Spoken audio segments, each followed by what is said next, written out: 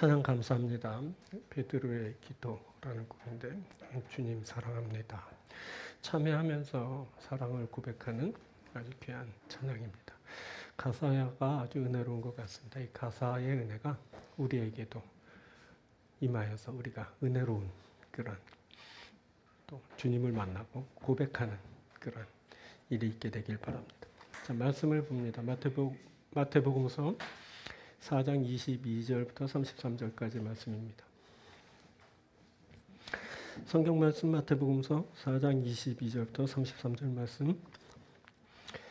예수께서 즉시 제자들을 재촉하사 자기가 무리를 보내는 동안에 배를 타고 앞서 건너편으로 가게 하시고 무리를 보내신 후에 기도하러 따로 산에 올라가시니라.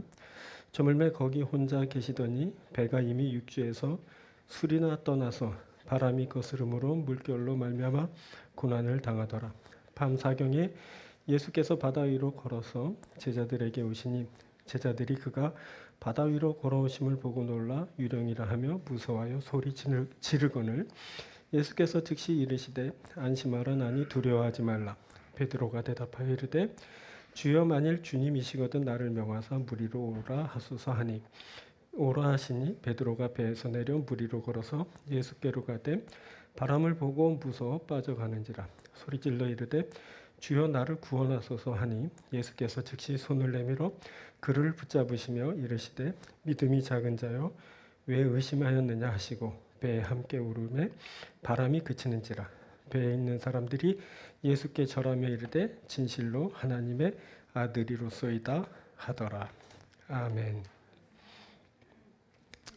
자, 봉독해드린 마태복음서 14장 22절부터 33절을 본문으로 안심하라 두려워하지 말라 라는 제목으로 말씀을 나누도록 하겠습니다. 자, 오늘 본문 27절은 이렇게 말씀합니다. 예수께서 즉시 이르시되 안심하라 나니 두려워하지 말라. 자, 이는 제자들이 예수님을 보고 무서워하였기 때문에 하신 말씀인데 그때 새벽 시간에 예수님이 컴컴한 바다 위를 걸어 제자들에게 오실 때 이를 보고 제자들이 무서워하자 예수님이 안심하라 나니 두려워하지 말라 하고 저들을 안심시켜 주신 겁니다. 자, 이는 꼭 우리의 삶이랑 닮아 있습니다. 우리가 두려움을 만날 때 주님은 우리에게 오시며 안심하라 두려워하지 말라라고 하십니다. 자, 오늘은 이 말씀을 함께 나누도록 하겠습니다. 오늘은 세 부분으로 말씀을 이제 전합니다. 첫 번째 우리가 살펴볼 것은 사랑입니다. 예수님이 사랑으로 우리에게 오신다는 건데 예수님은 풍랑이 있는 우리 삶으로 찾아오십니다. 자, 예수님의 사랑은 찾아오시는 사랑입니다. 예수님이 어둠과 바람을 이기시고 찾아오십니다. 사랑입니다. 자, 그때 예수님이 바람으로 고생하는 제자들에게 찾아오셨습니다. 그런데 제자들은 예수님이 오시는 것을 두려워하였습니다. 밤사경에 예수께서 바다 위로 걸어서 제자들에게 오시니 제자들이 그가 바다 위로 걸어오심을 보고 놀라 유령이라 하며 무서워하여 소리 지르거늘. 자, 이렇게 놀란 것은 그곳에 예수님이 그렇게 오실 수 없다고 생각했기 때문입니다. 제자들이 그때 그렇게 생각했기 때문에 예수님이 자신들에게 다가오시는 것을 보고 유령이라고 착각한 겁니다. 바다 위로 오시는 이가 예수님일 수 없다? 그렇게 생각한 겁니다. 이렇게 예수님이 오시는데도 두려워하는 것은 예수님에 대해서 잘못 이해하고 있기 때문입니다. 예수님의 수준을 저평가하고 있습니다. 제자들은 예수님이 그 야심한 밤에 그 풍랑을 이기시면서 바다 위로 오실 수 없다고 단정해 버렸습니다. 자, 이것은 예수님의 사랑에 대한 몰이해이기도 합니다.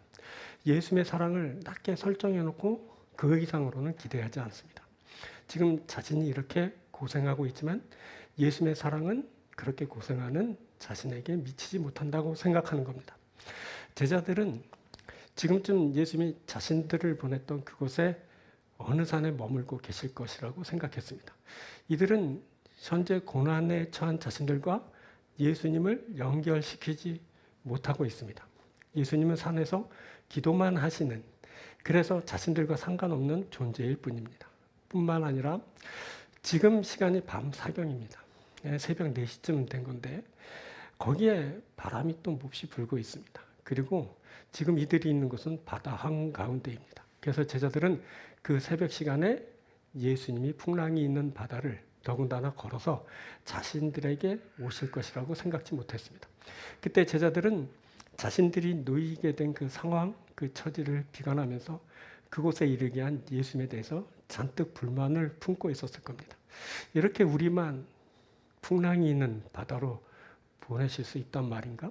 그래놓고 예수님은 편히 지금 쉬고 계시겠지?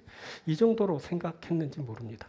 이들은 지금 바다를 걸어오시는 이가 자신들을 이곳에 보낸 예수님이시라는 것을 전혀 생각지 못하였습니다. 이것은 제자들이 예수님에 대해서 그분이 어떤 분이신지 또 주님의 사랑이 얼마나 큰지를 알고 있지 못하다는 것을 단적으로 드러냅니다. 이들은 주님이 어떤 분이신지 또 얼마나 자신을 사랑하시는지 알지 못합니다. 자, 이렇게 우리도 그 옛날 그 제자들처럼 예수님을 저평가하면서 그 사랑을 한정지어 설정해 놓고 예수님이 예수님의 그 사랑이 나에게 이를 수 없다라고 생각합니다. 지금 내가 놓인 상황과 처지가 이렇기 때문에 주님은 이곳에 이를 수 없다고, 주님의 사랑이 나에게 임할 수 없다고 생각하는 겁니다. 지금 내 삶의 파도가 심해서 그 바다가 가로막고 있어서 지금 너무 컴컴해서 주님이 나에게 임할 수 없다고, 그 사랑이 내게 미칠 수 없다고 속단하는 겁니다. 자, 이것은 그때 제자들이 그랬던 것처럼 우리의 수준으로 주님을 판단했기 때문입니다. 자, 사람 사이의 일은 얼마든지 그럴 수 있습니다. 바다가 가로막고 뭐 둘 사이에 바람이 일고 그리고 컴컴한 시기라면 너가 나에게로, 내가 너에게로 갈 수 없게 됩니다. 그러면 나와 너의 관계는 끊어질 수도 있습니다. 간혹 오가는 일이 있다 해도 그런 상황이 지속된다면 그 연속성을 잃어버릴 수도 있습니다. 이것이 사람과 사람 사이의 관계입니다.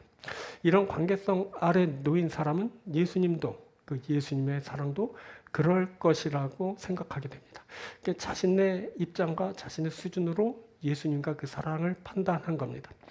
그런데 예수님은 그렇지 않으십니다. 예수님의 사랑은 그것을 뛰어넘는 것입니다. 지금 오시는 분이 예수님입니다. 예수님이 사랑을 가지고 오십니다. 예수님은 앞에 놓인 모든 장애를 뛰어넘으시면서 오십니다. 어둠을 헤치시고 오십니다. 바람을 뚫고 오십니다. 바다를 건너오십니다. 이것이 여러분 예수님이십니다. 여러분 이것이 예수님의 사랑입니다. 아무리 어두운 밤이라도, 아무리 바람과 파도가 휘몰아쳐도, 아무리 바다가 막고 있어도 예수님은 사랑으로 우리에게 오실 수 있으십니다. 자, 그런데 인생입니다. 우리가 사는 것이 인생입니다. 그래서 어려운 일들이 계속 반복해서 일어납니다. 이전에도 사실 제자들은 예수님과 함께 항해를 한 적이 있습니다. 8장을 보면 그 이야기가 나오는데 그때는 제자들이 주님을 모시고 함께 했었습니다. 그런데 그때도 제자들은 큰 물결이 일어 막 배에 들어 닥치자 두려움에 사로잡혔습니다. 제자들이 그때 주무시는 주님을 막 깨우면서 주여 구원하소서 우리가 죽겠나이다 라고 하면서 주님에게 도움을 구했습니다. 그때 주님은 오늘 본문에서처럼 어찌하여 무서워하느냐 믿음이 적은 자들아 작은 자들아 라고 하시며 저들을 바람과 큰 물결에서 구원하여 주셨습니다. 이것이 바로 이전 항해 때의 일입니다. 그리고 이제 두 번째로 항해를 하게 되었습니다. 그런데 이번에는 제자들만 따로 항해를 하게 되었습니다. 처음엔 예행 연습이었습니다. 그리고 이번엔 정말 실전입니다. 이제 제자들은 주님 없이 거센 바람과 맞서야 합니다.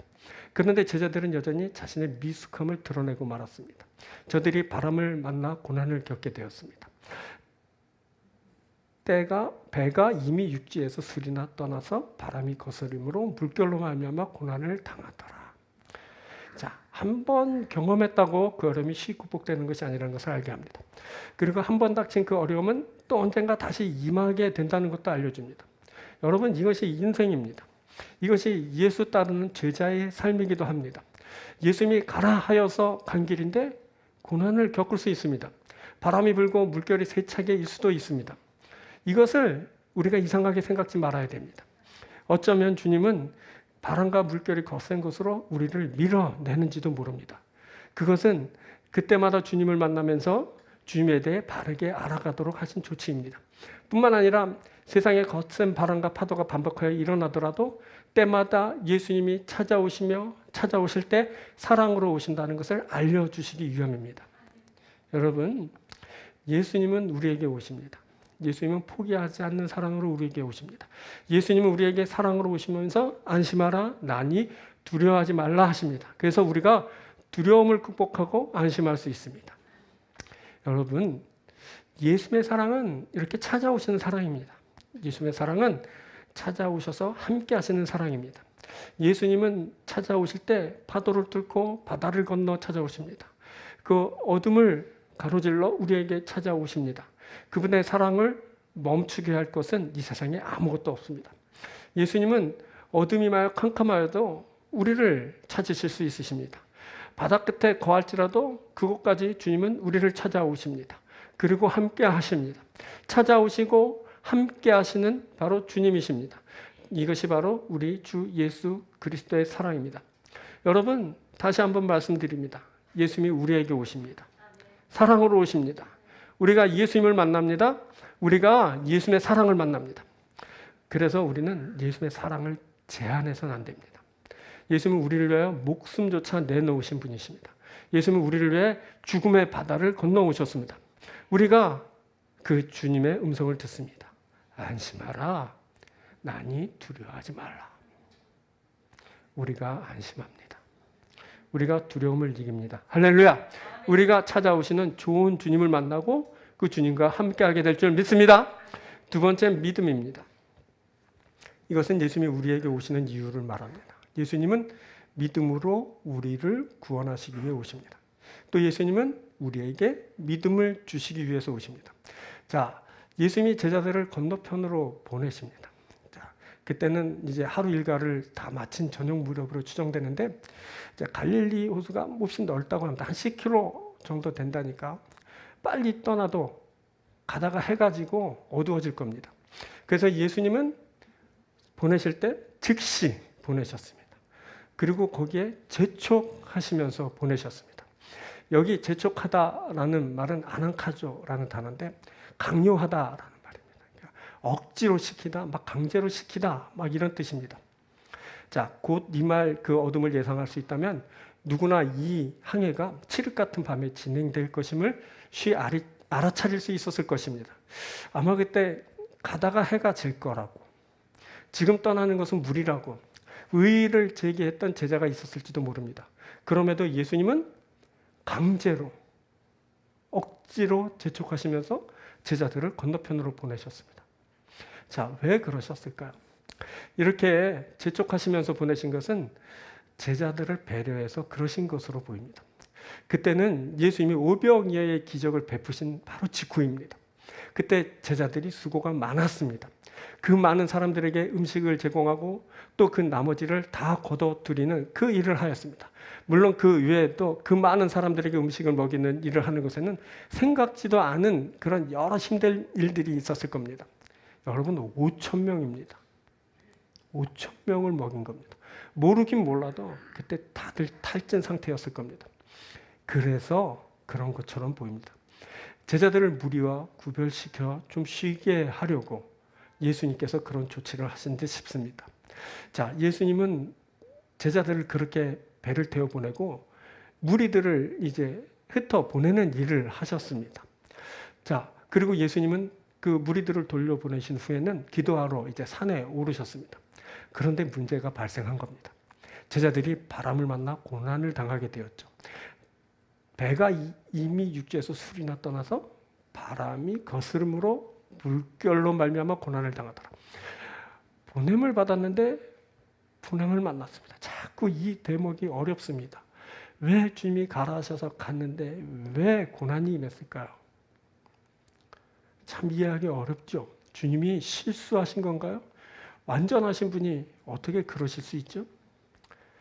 자, 그때 그 누구나 예상할 수 있는 그 고난의 자리에 보내신 것은, 그것도 막 억지로 재촉하면서 그렇게 보내신 것은 다 뜻이 있으셨기 때문입니다. 그것은 저들의 믿음을 살펴보기 위함입니다.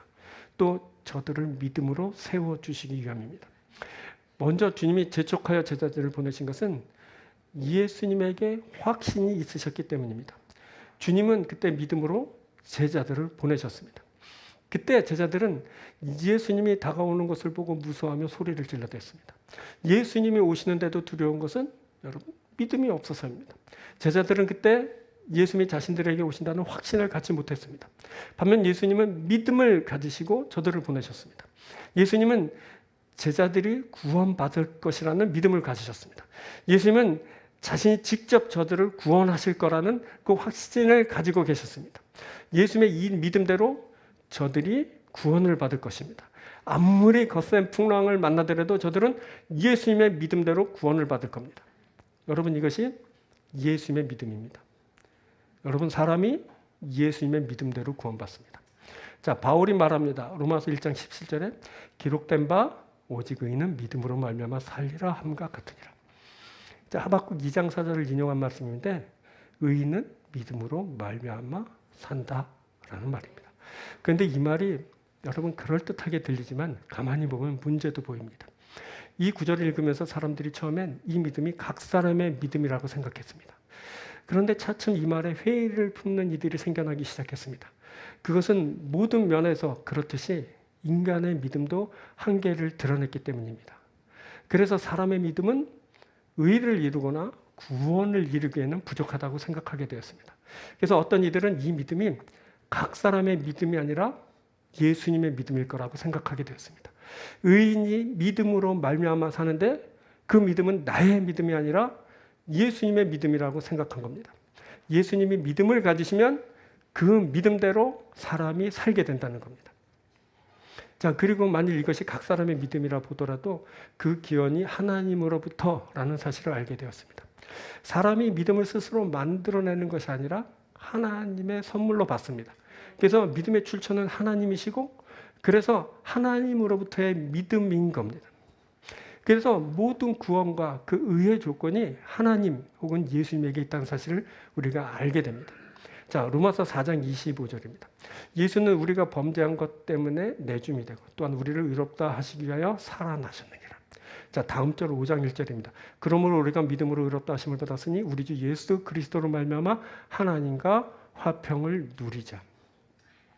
자, 예수께서 우리가 범죄한 것 때문에 내줌이 되고 우리를 의롭다 하시기 위해 살아나셨습니다. 그래서 우리가 믿음으로 의롭다 하심을 받습니다. 보니 모두 예수님에 의한 것입니다. 우리가 주 예수 그리스도로 말미암아 하나님과 화평을 누립니다. 자, 또 이어져 로마서 5장 17절 말씀입니다. 한 사람의 범죄로 말미암아 사망이 그 한 사람을 통하여 왕노릇하였은지 더욱 은혜와 의의 선물을 넘치게 받은 자들은 한 분 예수 그리스도를 통하여 생명 안에서 왕노릇하리로다. 사람이 예수님을 통하여 은혜와 의의 선물을 받습니다. 자, 이 사람 생명 안에서 왕노릇합니다. 사람이 예수님을 통한 예수님에 의한 선물로 삽니다. 자, 보니까 모든 것이 받은 것이고 모든 것이 예수님을 통하여 온 것입니다. 우리는 예수님의 믿음으로 의를 얻고 구원을 얻고 생명을 얻습니다. 예수님의 믿음을 선물로 받으니까 이 모든 것을 누리게 됩니다. 여러분, 우리의 믿음이 아니었습니다. 예수님의 믿음입니다. 예수님은 믿음을 가지고 계십니다. 예수님은 믿음을 가지고 계실 때 우리에 대한 믿음을 가지고 계십니다. 예수님은 우리에 대한 확신을 가지고 계십니다. 예수님이 그 큰 확신을 가지고 우리에게 오시고 우리를 만나주시고 우리를 구원하십니다. 예수님이 그 믿음으로 우리에게 오십니다. 그것은 믿음으로 우리를 구원하시기 위함입니다. 그때 예수님의 믿음으로 제자들이 구원받았습니다. 그때 제자들이 자신들의 믿음으로 구원받지 않았습니다. 예수님의 그 큰 확신과 믿음으로 구원받은 겁니다. 예수님이 이 믿음으로 십자가를 지셨습니다. 예수님이 십자가를 지신 것은 무능해서가 아닙니다. 예수님은 전능하셔서 십자가를 지셨습니다. 예수님은 전능하신 분으로 확신을 가지시고 십자가를 지셨습니다. 자, 26장 53절부터입니다. 너는 내가 내 아버지께 구하여 지금 12군단 더 되는 천사를 보내시게 할 수 없는 줄 아느냐? 내가 만일 그렇게 하면 이런 일이 있으리라 한 성경이 어떻게 이루어지겠느냐 하시더라. 십자가를 앞두고 하신 말씀인데 예수님은 자신의 십자가가 그 죽음이 성경 말씀을 이루는 일이라고 확신하셨습니다. 이렇게 예수님은 많은 사람을 위한 대속물로 자신을 드리면서 구원을 이루셨습니다. 예수님의 확신대로 예수님의 믿음대로 십자가를 지셨고 그 십자가를 통해서 사람들이 구원을 얻게 된 겁니다. 이것이 전능함 속에서 가능한 그 믿음의 역사입니다. 여러분, 능력이 확신을 갖게 합니다. 능력이 없으면 확신을 못 갖습니다. 늘 두려워하고 무서워하게 되죠. 하지만 능력이 있으면 확신을 갖게 됩니다. 그 큰 확신, 그 큰 믿음은 바로 예수님의 능력에서 나온 겁니다. 그리고 예수님은 그때 큰 그런 확신과 믿음을 가지셨습니다. 예수님은 이렇게 믿음으로 우리를 상대하십니다. 우리에 대한 확신으로 우리를 상대하십니다. 그것은 우리를 만드신 창조주로서 그렇게 하실 수 있으신 것입니다. 주님이 여러분 우리를 확신합니다. 예수께서 믿음으로 우리에게 오시고 믿음으로 우리를 대하십니다. 예수님이 여러분 믿음으로 역사를 또한 주관하십니다. 믿음을 가진 이만 주관자가 될 수 있습니다. 그때 항해의 주관자는 제자들이 아니었습니다. 그때 항해의 주관자는 바로 예수님이셨습니다. 제자들을 따로 보내셨지만 결국 모든 일을 예수님이 주관하셨습니다. 주관자 예수님입니다. 우리 인생도 그렇습니다. 우리가 홀로 고군분투하는 것 같지만 여러분 예수님이 함께 하십니다. 예수님이 큰 확신과 믿음으로 우리를 주관하고 계십니다. 우리가 주관자 예수님과 함께 길 갑니다. 그래서 우리가 구원을 얻고 우리가 생명을 얻게 되는 겁니다. 자, 이 예수님의 믿음, 이 예수님의 믿음은 예수님의 믿음으로 머물지 않고 우리에게 믿음을 가져옵니다. 예수님께서 우리에게 믿음을 주시는 겁니다. 자, 마태복음 14장 31절 본문입니다. 예수께서 즉시 손을 내밀어 그를 붙잡으시며 이르시되 믿음이 작은 자여 왜 의심하였느냐 하시고, 여기 믿음이 작은 자여 왜 의심하였느냐라는 말은 믿음 있는 자가 믿음 없는 자에게 할 수 있는 말입니다. 믿음을 가지신 예수께서 믿음이 없는 베드로에게 믿음이 적은 자여 왜 의심하였느냐라고 하셨습니다. 여러분, 믿음은 피스티스라는 그런 단어입니다. 이거는 신뢰, 확신을 말하는 겁니다. 믿음이 적은 자라고 하는데 이제 올리고 피스토스라는 말입니다. 이제 작은에 해당하는 올리고스, 그리고 믿음을 나타내는 피스티스가 합해져서 올리고 피스토스라는 믿음이 적은 자라는 말이 된 겁니다. 자, 이 믿음이 적은 자란 말이 마태복음에서 많이 나오는데 믿음이 적은 것은 그때마다 사람의 그 이해력 부족, 판단 오류로 생기는 그런 현상입니다. 이 말은 예수님이 그 제자들 혹은 함께하는 자들의 그 믿음의 부재를 지적하실 때 주로 사용되었습니다. 한번 볼까요? 6장 30절 오늘 있다가 내일 아궁이에 던지는 들판도 하나님이 이렇게 입히시거든 하물며 너희일까 보냐 믿음이 적은 자들아. 하나님이 입히시지만 사람이 그것을 알지 못합니다. 이해력이 부족합니다. 이들을 향해서 주님이 뭐라고 하냐면 믿음이 적은 자들아 라고 말씀하셨습니다. 자, 8장 26절 예수께서 이르시되 어찌하여 무서워하냐 믿음이 적은 자들아 하시고 곧 일어나서 바람과 바다를 꾸짖으신데 아주 잔잔하게 되거든요. 앞선 항해가 있었다고 했습니다. 그 항해에서 제자들이 몹시 두려워하는데 그때 예수님이 믿음이 적은 자들아 어찌하여 무서워하느냐라고 하면서 저들의 믿음 없음을 그렇게 지적하여 주셨습니다. 자, 또 16장 8절입니다. 예수께서 아시고 가라사대 믿음이 적은 자들아 어찌 떡이 없으므로 서로 의논하냐. 이때도 항해 중이었는데 주로 항해 중에 제자들은 믿음 없음을 드러냅니다. 제자들은 그때 바리새인과 사두개인의 누룩을 주의하라는 예수님의 말씀을 듣고 누룩과 연관해서 야 우리가 떡을 안 가져왔는데 하고 이제 염려하였습니다. 그때 주님이 이같이 말씀하신 겁니다. 왜 말을 제대로 알아듣지 못하고 그 믿음 없음을 이렇게 드러내느냐 이렇게 말씀해 주신 겁니다. 자, 그리고 17장 20절입니다. 가라사대 너희 믿음이 적은 영혼이라 진실로 너희에게 이르노니 너희가 만일 믿음이 한 겨자씨만큼만 있으면 이 산을 명하여 여기서 저기로 옮기라 하여도 옮길 것이요 또 너희가 못할 것이 없으리라. 겨자씨만한 그 작은 믿음만 있어도 산을 옮기게 될 텐데 너희들이 그만큼의 믿음도 갖지 못하였다라고 그렇게 믿음이 적다라고 말씀해 주셨습니다. 그리고 오늘 본문입니다. 예수께서 즉시 손을 내밀어 저를 붙잡으시며 가라사대 믿음이 적은 자여 왜 의심하였느냐 하시고, 물에 빠져가는 베드로에게 하신 말씀인데 믿음이 적은 자여 왜 의심하였느냐라고 하셨습니다. 자, 이 말씀들 쭉 살펴보니까 모두 믿음 없음을 지적하는 또는 책망하시는 내용인데, 사람의 믿음이 사실은 다 그렇습니다. 사람이 믿음 없어서 두려워하고 고난 중에 그 몹시 무서워합니다. 그런데 이 말씀은 단순 지적이나 책망만을 뜻하지 않습니다. 이 말씀은 믿음을 독려하신 말씀입니다. 그래서 이 말을 듣는 제자들에게는 믿음이 생성되는 일이 이제 있게 됩니다. 바로 이 지점이 믿음이 생성되는 포인트입니다. 믿음을 촉구하는 말씀에 의해 믿음이 생성되는 겁니다. 이 말씀을 듣는 이가 이제 믿음으로 반응하게 됩니다. 예수님은 우리에게 오실 때 믿음을 주시기 위해 오십니다. 사람이 믿음이 없어 두려워하고 물에 빠져들지만 예수님은 그런 사람을 위해 믿음을 주시고 믿음으로 세워주십니다. 자, 32절에 배에 함께 오르매 바람이 그치는지라. 이 말이 너무너무 새롭고 막 기가 막히게 들렸는데, 배에 함께 오르매. 이 말이 얼마나 크게 와닿니. 베드로가 빠져들다가 예수님과 함께 배에 오르게 되었습니다. 예수님이 베드로와 함께 배에 오르신 겁니다. 베드로는 믿음이 있는 자처럼 예수님과 함께 하게 되었습니다.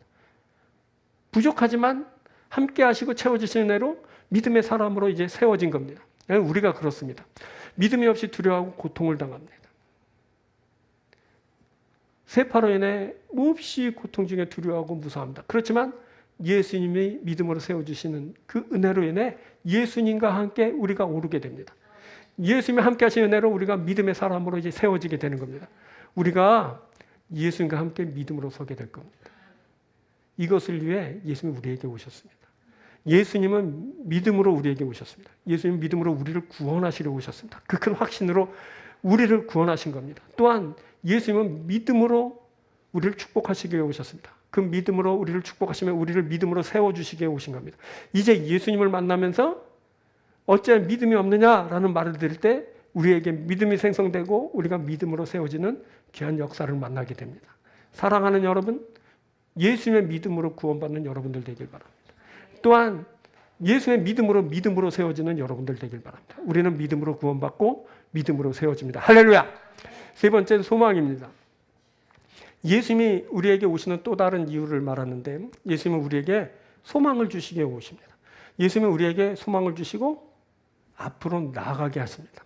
그 밤 사경에 그 야심한 새벽 시간에 예수님이 제자들에게 오셨습니다. 그것도 바람이 심하게 부는 컴컴한 바다 위를 걸어서 오셨습니다. 이렇게 오시는 것은 제자들에게 소망을 주시기 위해서입니다.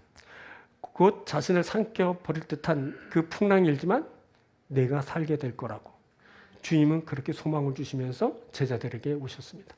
그때 예수님은 제자들을 제척하여 강제로 바다로 내보내셨는데, 그런데 제자들이 그만 풍랑을 만나게 되었죠.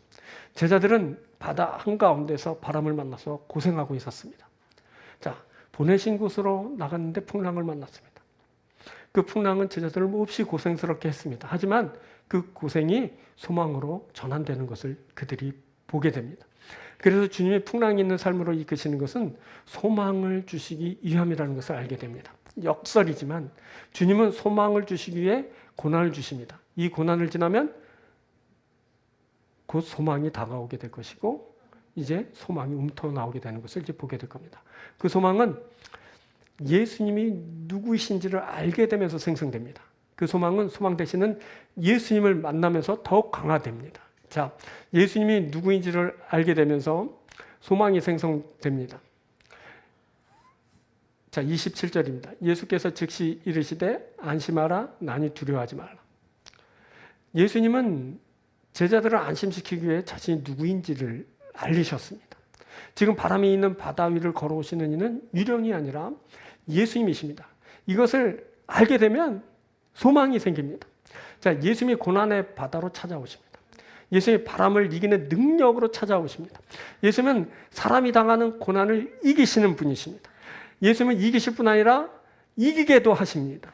예수님이 등장만으로 그렇게 세차게 불던 바람이 이제 잦아들고, 그리고 제자들이 그것을 보고서 희망을 이제 얻게 됩니다. 자, 이것은 예수님의 존재감이 주는 소망입니다. 예수님은 그 존재감만으로도 인생에게 소망을 주십니다. 예수님이 그 존재를 그렇게 드러내시면서 두려워하지 말라고 하실 때 인생이 소망을 갖게 됩니다. 예수께서 즉시 이르시되 안심하라, 나니 두려워하지 말라.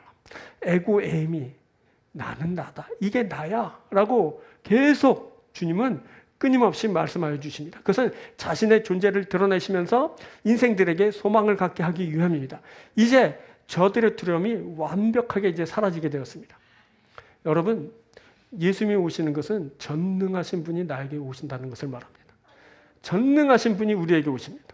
어둠을 뚫고 바람을 이기시고 바다를 지나 나에게로 오십니다. 그분은 능치 못함이 없는 주님이십니다. 그래서 그곳에 소망이 생성됩니다. 주님이 내게 오시면 주님께서 나에게서 위대한 일을 행하십니다.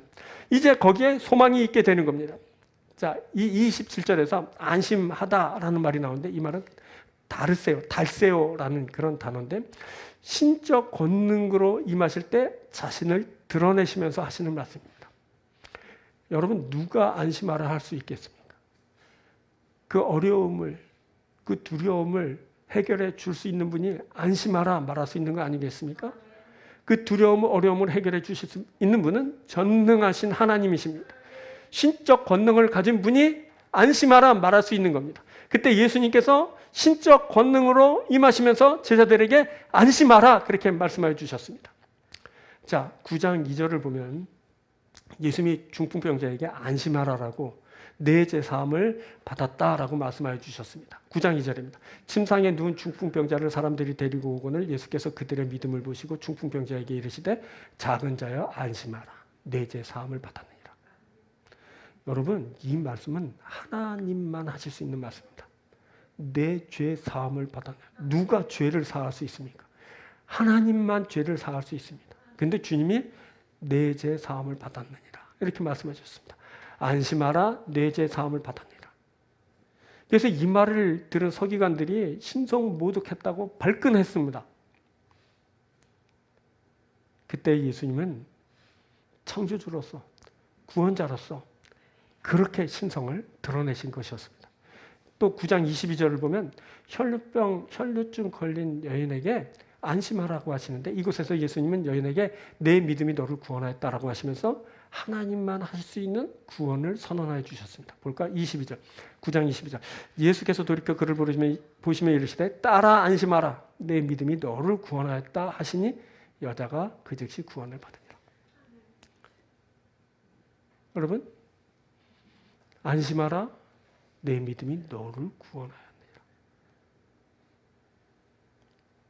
하나님만 하실 수 있는 말씀을 예수님께서 여인에게 하여 주셨습니다. 그때 예수님의 존재성이 그렇게 드러나게 되었습니다. 이렇게 예수님은 치료자이실 뿐만 아니라 구원자로서 그 존재감을 드러내시고 사람들에게 육신의 질병뿐 아니라 영적인 구원의 문제까지 해결해 주시면서 사람으로 하여금 소망을 갖게 하십니다. 소망의 예수님이십니다. 그때 예수님의 그 존재성 앞에 이제 베드로가 힘을 냈습니다. 이렇게 말하죠. 만일 주님이시거든 나를 명하사 무리로 오라 하소서. 여기서 예수님의 존재감이 느껴지지 않습니까? 예수님이 가지신 존재감이 느껴집니다. 주님이시라면 베드로를 명하여 물 위를 걷게 하실 수 있다라는 겁니다. 조금 전까지 목숨을 위협하던 물살입니다. 그 물살 앞에서 두려워 벌벌 떨었던 사람입니다. 곧 자신을 집어삼킬 듯하게 세차게 휘몰아치던 그 물에 지금 뭐라 하면 내려서겠다고 말합니다. 그리고 그 물 위를 주님처럼 걷겠다고 말합니다. 주님이 함께 하시면, 주님이 명하시면, 주님이 존재감을 그렇게 드러내시면 나를 삼킬 듯이 휘몰아치던 그 세파가 잔잔해질 뿐 아니라 그 세파를 타고 걷게 된다라는 겁니다. 마치 보드를 타고 즐기는 사람처럼 그 물 위를 걷게 되는 겁니다. 이제 세상은 나를 집어삼킬 듯 위협하는 그런 세상이 아닙니다. 이제 걷고 뛰는 자리가 됩니다. 즐기며 노는 자리가 됩니다. 오라 하시니 베드로가 배에서 내려 물 위로 걸어서 예수께로 가다. 주님과 함께하면 얼마든지 물 위를 걷습니다. 주님과 함께하면 얼마든지 이 세상을 살아가게 됩니다. 주님이 계신 곳까지 가는 것도 무리가 없습니다. 우리가 주님과 함께 하게 되고 주님과 함께 걷게 되는 겁니다. 우리가 세상을 얼마든지 걸을 수 있고 뛸 수 있고 누릴 수 있고 즐길 수 있습니다. 이게 주님이 가져오시는 소망이고 주님이 가져오시는 소망을 따라 우리들이 그렇게 할 수 있는 겁니다. 자, 이것이 바로 주님의 존재감이 주는 소망입니다. 주님이 그 모습을 나에게서 그렇게 드러내시면서 여러분, 내가 소망의 사람이 되는 겁니다. 죽을 것 같은 그 세상을 얼마든지 자유로이 오가며 걷고 뛰게 됩니다. 소망을 갖고 얼마든지 꿈을 펼치고 앞으로 나아가게 됩니다. 할렐루야. 이 좋으신 주님을 꼭 만나고 주님의 존재감 앞에서 여러분들이 힘을 내고 능력을 바라며 무리를 걸었던 베드로처럼 세상을 걷고 뛰고 누리고 즐기는 여러분들 되길 바랍니다. 그리고 예수님이 하시는 그 말씀을 통해 소망을 얻게 됩니다. 예수께서 즉시 이르시되 안심하라, 나니 두려워하지 마라. 예수님이 이때 하신 말, 안심하라 라는 말은 달세요라는 단어라죠. 왜냐하면 이 말 뜻은 뭐냐면 좋은 용기를 가지다라는 말입니다. 예수님은 좋은 용기를 주시는 말씀으로 사람들에게 소망을 안겨줍니다. 자, 앞에서 살핀 마태복음서 두 군데 말씀입니다. 먼저 9장 2절을 보면 예수님이 중풍병자에게 안심하라고 내 죄사함을 받았나라고 말씀하여 주셨습니다. 침상에 누운 중풍병자를 사람들이 데리고 오거늘 예수께서 그들의 믿음을 보시고 중풍병자에 이르시되 작은 자야 안심하라, 내 죄사함을 받았느니라. 이때 이 사람을 올가매고 있었던 그 죄의 결박이 다 풀렸습니다. 이 사람이 병에서 자유롭게 되었습니다. 뿐만 아니라 모든 면에서 자유로운 사람이 됐습니다. 이 저주가 떠나고 이 사람은 이제 구원을 얻게 됐습니다. 주님은 그때 뭐라고 말씀해 주셨다고요? 좋은 용기를 가지라 라고 말씀했어요. 좋은 용기를 가지고 이 사람이 소망의 사람이 됐습니다. 그리고 9장 22절 보면 여기서도 예수님은 혈루증 걸린 여인에게 안심하라고 좋은 용기를 가지라 라고 말씀해 주셨습니다. 예수께서 돌이켜 그를 보시며 이르시되 따라 안심하라, 내 믿음이 너를 구원하였다 하시니. 이 여인도 질병에서 그 저주에서 자유하게 되었고 그리고 구원의 소망이 있는 그런 사람이 됐습니다. 좋은 용기를 그 여인이 품게 되었던 겁니다. 자, 이것은 모두 소망을 주는 말씀입니다. 예수님은 이렇게 당시에 불치병에서 걸려 고통을 겪던 사람들에게, 그것이 저주라고 비난받는 그런 사람들에게 좋은 용기를 주시면서 격려하고 저들을 소망으로 인도하여 주셨습니다. 이 예수님의 말씀은 저들의 근심 걱정을 몰아내고 육신의 질병을 고쳐주시고 그리고 모든 영적인 그런 세력 아래서 자유케 하시면서 소망으로 나아가겠습니다. 그런데 그렇다고 세파가 다 사라지는 것은 아닙니다. 이후로도 세파는 계속 밀려옵니다. 앞에서 인생 얘기했는데 그게 인생인 겁니다. 그럴 때마다 또 나의 허점이 또 그렇게 또 노출되기도 합니다. 자, 베드로는 예수님을 보고 예수님 말씀을 의지하여 무리를 걷는데 성공했지만 불어대는 그 바람을 보고는 그 물에 빠져 들어갔습니다. 자, 30절 바람을 보고 무서워 빠져가는지라 소리질러 이르되 주여 나를 구원하소서. 걷기는 걸었습니다. 근데 다시 바람에 압도되어서 다시 빠져 들어갔습니다. 바람이 완전히 사라진 것이 아닙니다. 바람은 지금도 불고 앞으로도 계속 불어댈 겁니다. 주님을 보고 주님을 의지해 무리를 걷다가도 이 바람에 다시 압도되면 또 물에 빠지게 될 겁니다. 우리가 그런 겁니다. 인생이 그런 겁니다. 주님의 말씀을 따라 좋은 용기를 바라다가도 인생에 바람이 불어닥치면 언제 그랬나는 듯이 또 빠져들게 되는 겁니다. 하지만 중요한 것은 예수님의 존재감만으로도 우리가 소망을 품게 되었다는 겁니다. 예수님이 또 그 존재감을 우리에게 드러내실 겁니다. 그래서 또 우리가 소망을 품게 될 겁니다. 예수님은 어디 가지 않습니다. 이것은 뭘 말하자면 소망은 어디 가지 않습니다. 예수님이 주신 소망은 계속처럼 파도처럼 우리에게 밀려올 겁니다. 지금 우리가 파도를 만났다고 절망할 일이 아니라는 겁니다. 또 다시 예수님은 소망으로 우리에게 오시고 우리에게 소망을 부어주실 겁니다. 우리는 다 잃어버린 것 같지만 또 다시 소망이 되살아나는 것을 보게 될 겁니다. 결국 우리가 웃을 겁니다. 우리가 이길 겁니다. 우리가 영광을 드릴 겁니다. 왜냐하면 우리는 소망의 사람들이기 때문에 그렇습니다. 무엇보다 우리에게는 소망을 주는 말씀이 있습니다. 예수께서 즉시 손을 내밀어 그들을 붙잡으시며 이르시되 믿음이 작은 자여 왜 의심하느냐 하시고, 우리가 이 말씀을 붙들고 소망으로 나갑니다. 믿음이 적은 자여 왜 의심하느냐 말씀은 믿음이 적으니 가서 죽어버려라 이 말씀이 아닙니다. 이렇게 읽는 사람이 있습니까? 믿음이 적은 자 왜 의심은? 야, 주님이 죽어버리란다. 이렇게 읽어요? 아니요. 이 말씀은 뭐냐면 믿음이 적어서 그렇게 빠져들지만 네가 다시 믿음을 가지게 될 거야. 이렇게 말씀해 주신 겁니다. 소망의 말씀인 겁니다. 그런 겁니다. 우리가 소망을 갖는 것은 소망을 주는 말씀이 있기 때문에 그렇습니다. 우리가 말씀을 붙들고 소망으로 나아갑니다. 자, 이 소망이 여러분 결국 세파를 이기게 할 겁니다. 우리가 지는 것 같지만, 지금 진 것 같지만 우리는 이길 겁니다. 우리가 다시 소망을 갖고 앞으로 나아갈 것이기 때문에 그렇습니다. 여러분, 세파를 이기는 것은 소망이 있기 때문입니다. 여러분, 예수님이 소망입니다. 그분 자체가 소망입니다. 예수님이 소망을 가져오십니다. 자, 그리고 또 그분의 말씀이 소망입니다. 말씀이 나로 소망을 갖고 앞으로 나아가게 합니다. 그래서 우리가 어떻게 된다고요? 우리가 다시 소망을 품습니다. 우리가 그 소망으로 세파를 이길 겁니다. 여러분, 다시 또 강조해서 말합니다. 예수님의 소망입니다. 우리가 그 예수님을 만났습니다. 예수의 말씀이 소망입니다. 우리가 그 말씀을 들었습니다.